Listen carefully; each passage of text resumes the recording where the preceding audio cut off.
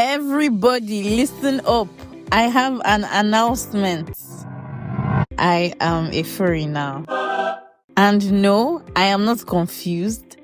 I know for sure.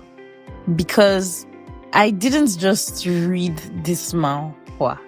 I enjoyed it. I devoured it. I relished it. I reread it. And here I am making a YouTube video about it. Don't judge me just yet. Hear me out. Hello, my loves. Welcome to my channel. If you are new here, I review all things BL, from heartwarming romances to chaotic messes.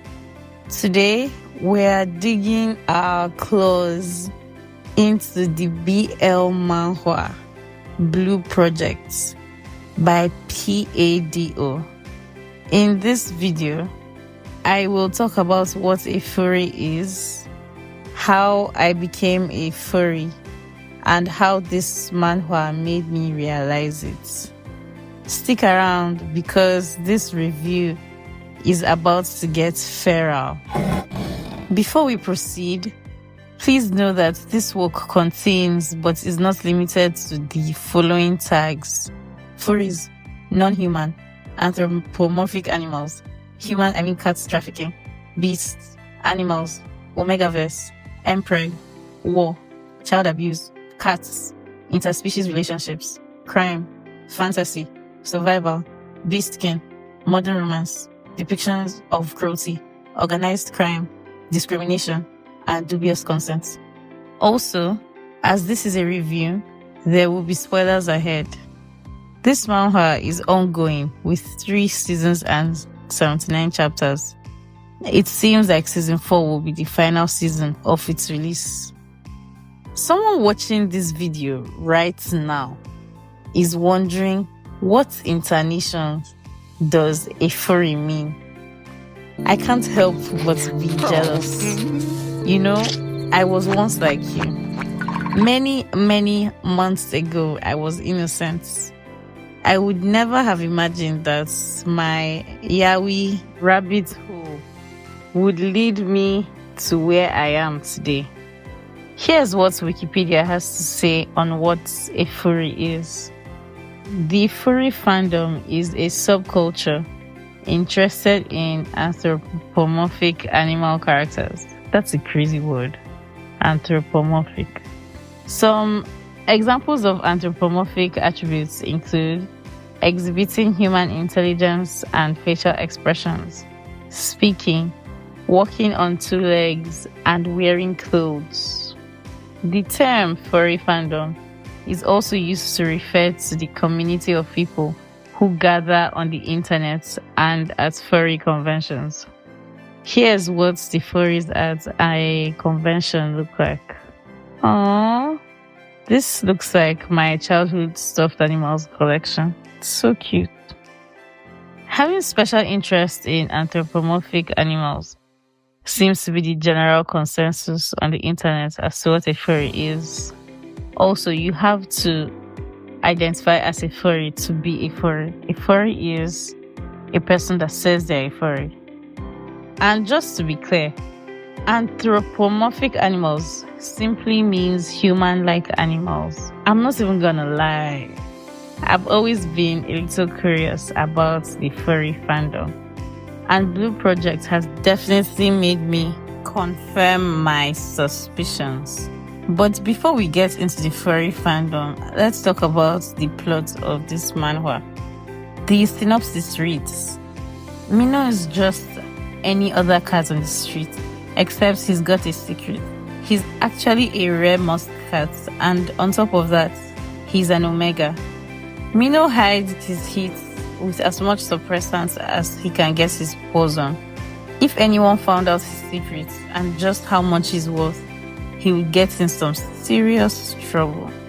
But one day, a mysterious cat named Yuho prances into his life. Yuho is the handsome cat, and he smells better than any other cat Mino's met. But he's also got so much to hide.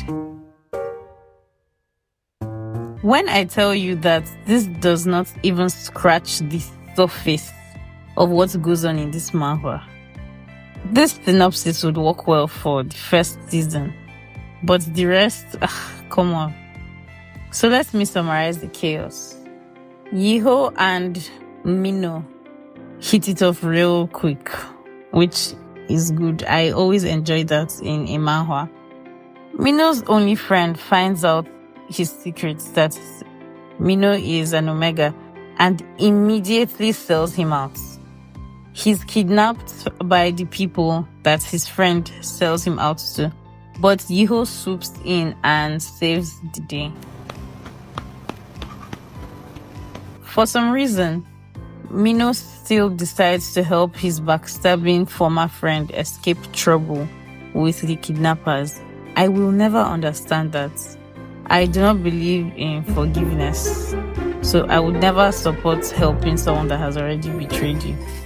Moving on, the kidnappers are not regular thugs. They belong to a major organization that traffics rare Omegas like Mino. Turns out, Yiho actually formerly belonged to this same organization and is currently on the run from them. Now, both of them are on the run from the organization, leaving behind any chance at a normal life. As it turns out, Yiho is also on some really heavy suppressants, and he has run out. So while the two of them were on the run, trying to escape the organization, they were also in a race against time to make it to their final destination before Yiho loses his mind completely.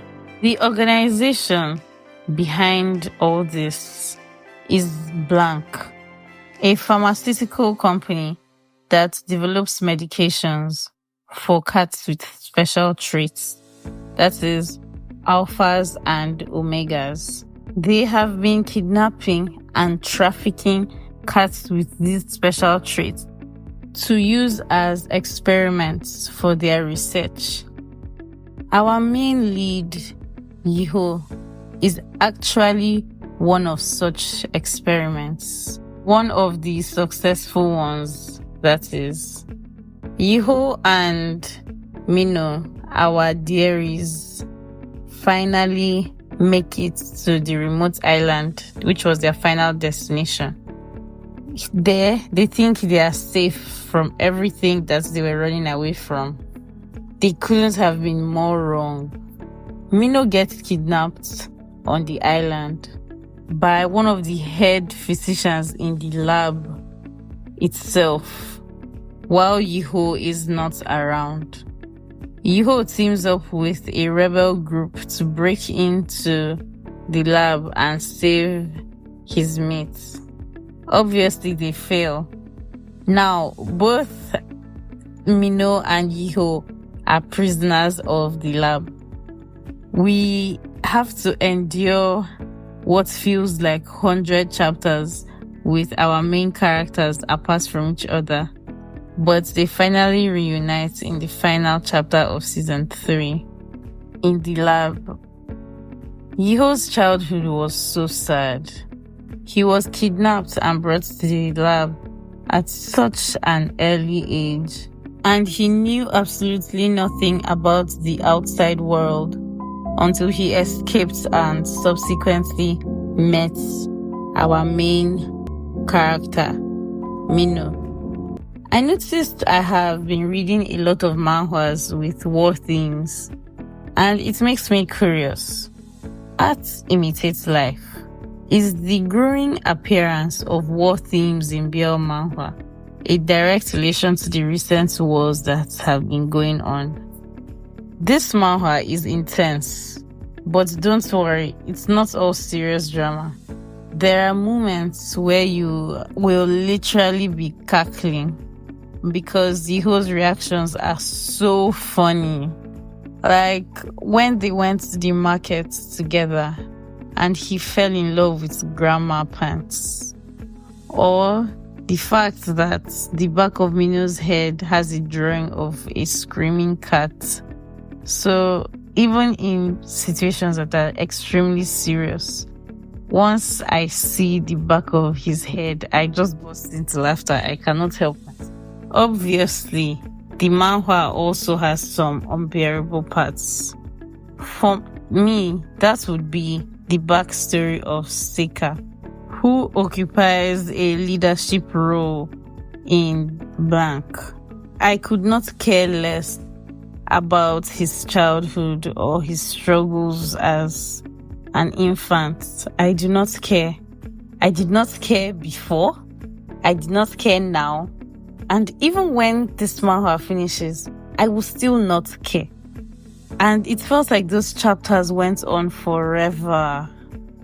The backstory was given to us at a time when the futures of our main characters were the most uncertain. So instead of giving us what we needed to see, that is our main characters, we were fed a stranger's sub-story. I know all that was done with the intention to make us not hate the members of Black so much. I don't give a shiny shit. I don't give a shit. Fuck. Oh, piss off. I don't care about you. But I could not care less. They should all combust alongside the organization when the time to defeat them comes. Also, can we talk about the art? Like Pado really said, let me bless your eyes real quick. The characters are stunning, the action scenes are dynamic, and the spicy moments, well, let's just say Chef's Kiss Part 2. The art really does a good job drawing these cat people. They have paws, claw prints, everything. The technology in their world is also well adapted for cats, and that is something I kept my eye out for. How is the world building in this manhwa? I would say it's pretty great.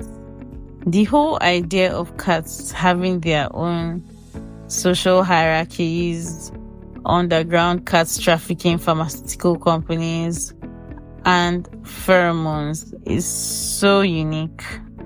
You think it's going to be silly at first, but nope, you're hooked by chapter 2. I didn't see a single stray cat in the series.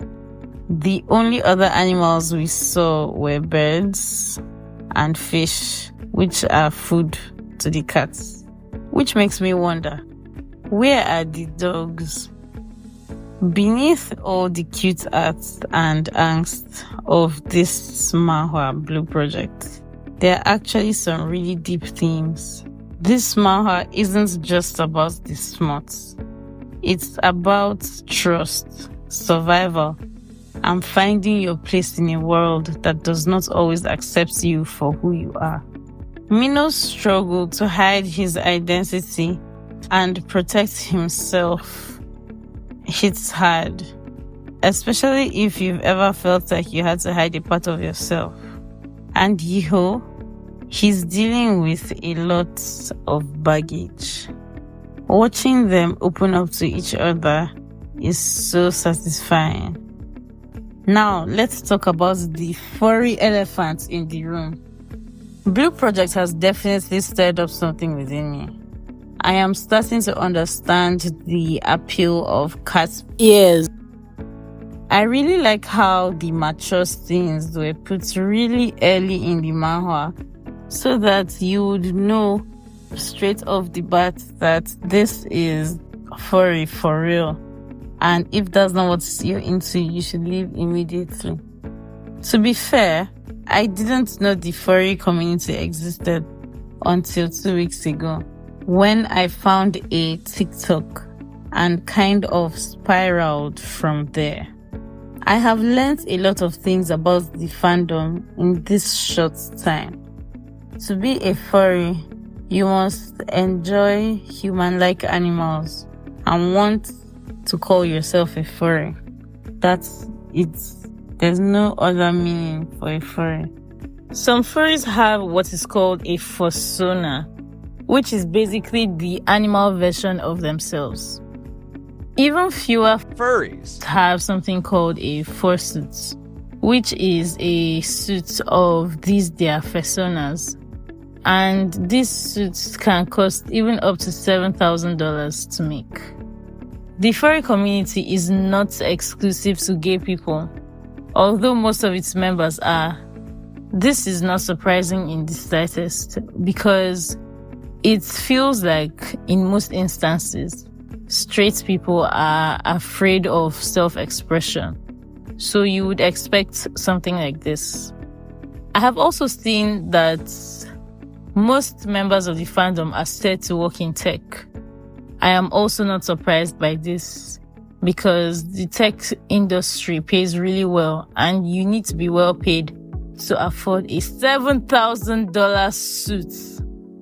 There are also many furry conventions where members of the fandom just come together in their fursuits to hang out, display art, and so on. Contrary to popular opinion, the fandom itself is not all about sex. Many furries don't consume any sexual content at all as part of the fandom, while others do. I would say really that my furry awakening was watching Teen Wolf and thinking, not bad. This is something I can work with. The avatar of this faceless channel was initially meant to be a cat, not this little lady. I changed it because I was not able to find something that worked perfectly for me. But it was meant to be a cat. Not a human-like cat, but something really cute. I am not sure if that counts. Blue Project isn't exactly my first rodeo, if you know what I'm saying. I have read some other short mangas that have had beast twin that could transform into humans.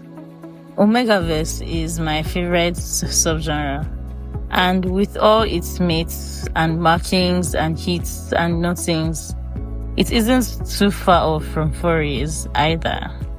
So, the big question is, should you read Blue Project? If you love BL, yes. If you love unique stories with a sprinkle of fantasy, yes. If you enjoy gorgeous art and unforgettable characters, yes, this is 100% for you. But if you are not into furries, then maybe you shouldn't read this.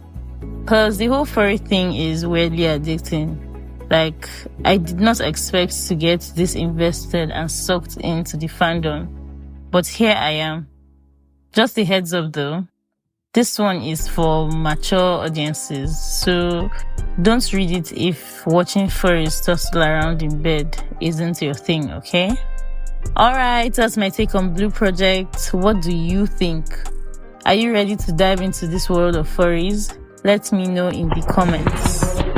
And hey, if you've got any other BL Manhwa recommendations, drop them below. I'm always on the hunt for my next obsession. Don't forget to like, subscribe, and hit that bell so you don't miss my next review. Until next time, stay awesome, my fellow BL lovers. Bye!